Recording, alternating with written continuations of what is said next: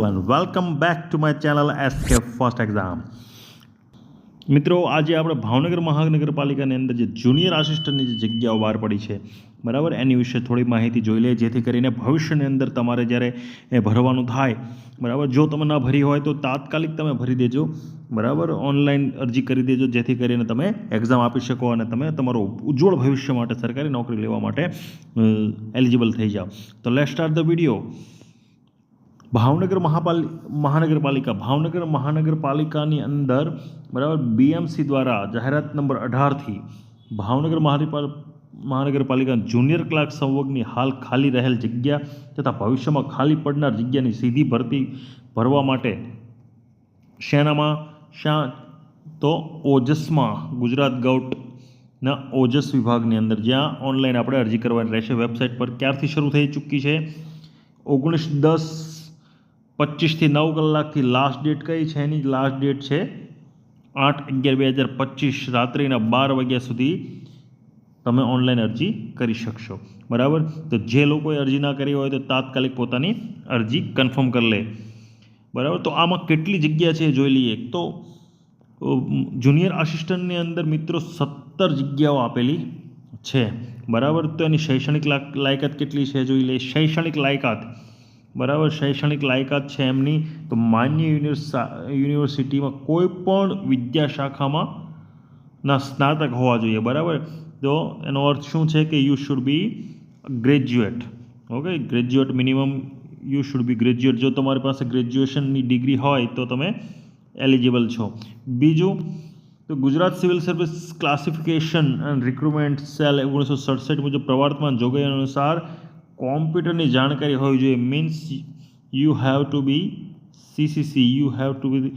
CCC બરાબર. તમારે સીસીસીનું knowledge, કોમ્પ્યુટર્સનું knowledge હોવું જોઈશે અને ગુજરાતી, હિન્દી અને અંગ્રેજી ભાષા ત્રણેય ભાષાનું તમને જ્ઞાન હોવું જોઈશે બરાબર. પગાર ધોરણ શું છે? તો 5 વર્ષ સુધી તમને 26,000 ફિક્સ, ત્યારબાદ 19,900 63,200નો પે સ્કેલ, ત્યાં સુધીમાં તો 8 પે કમિશન આવી ગયું હશે બરાબર. તો વય મર્યાદા શું છે જોઈ લઈએ. તો વય મર્યાદા મિનિમમ 18 વર્ષ અને મેક્સિમમ 45 વર્ષ બરાબર. 35 વર્ષ છે પરંતુ 35 વર્ષથી વધુ ન હોવા જોઈએ, પરંતુ મેક્સિમમ 45. જ્યારે એમની અનામત જે અનામત છે એમની જે છૂટ આપ્યા બાદ મેક્સિમમ વર્ષે 45 હોવી જોઈએ, એનાથી વધુ નહીં.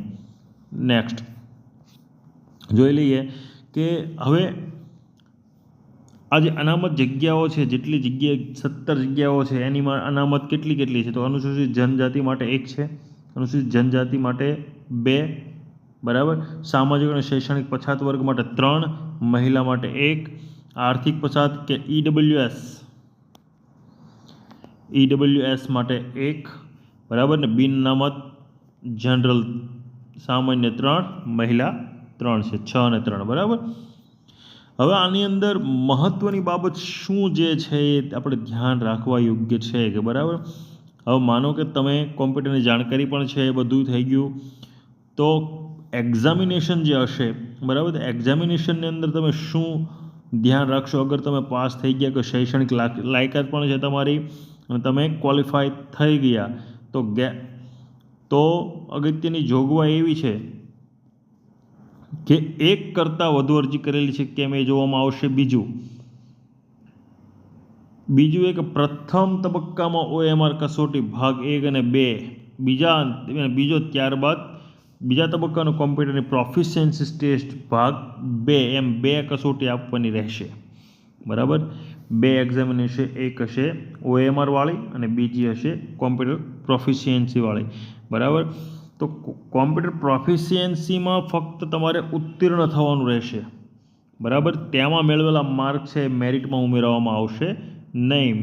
એટલે આ ખાસ ધ્યાનમાં રાખવા યોગ્ય છે કે તમારે એક્ઝામિનેશનની અંદર સિલેક્શન મેળવવા માટે OMR શીટ એટલે કે એક્ઝામિનેશનની અંદર જે માર્ક્સ આવેલા હશે એ જ તે ગણાશે, પરંતુ સીસીસી કોમ્પ્યુટર પ્રોફિશિયન્સી ટેસ્ટ તમારે પાસ કરવી ફરજિયાત હશે બરાબર. તો આમાં જાણવા યોગ્ય હતું. બરાબર. આ પીડીએફની લિંક છે એ મેં આ વિડીયોના ડિસ્ક્રિપ્શન બોક્સની અંદર જણાવી દીધેલી છે. તમે વિડીયો જે એડવર્ટાઇઝ છે એ ડાઉનલોડ પણ કરી શકશો. બરાબર. જો તમે અત્યાર સુધી ફોર્મ ન ભર્યું હોય, બરાબર, તો તાત્કાલિક પોતાનું ફોર્મ ભરી દેજો. તમે એવું ન વિચારતા કે ફક્ત 17 જ જગ્યા છે, બરાબર, 17 જગ્યા છે એટલે નહીં ભરીએ એવું ન વિચારતા. આ 17 જગ્યાની જે તમે તૈયારી કરશો, બરાબર, એ તમને બીજી એક્ઝામિનેશનની અંદર પણ કામ આવશે. બરાબર. તો માટે એવું ન વિચારતા કે તમે ફક્ત 17 જગ્યા છે અને એમાં પણ ઓછી અનામત, બધી અનામતની એક બે છે, એવું ના વિચારતા અને તમે પૂર્ણ આશાથી ખૂબ મહેનત કરી અને સફળ થાવ. બરાબર. મળીશું નવા વિડીયોમાં.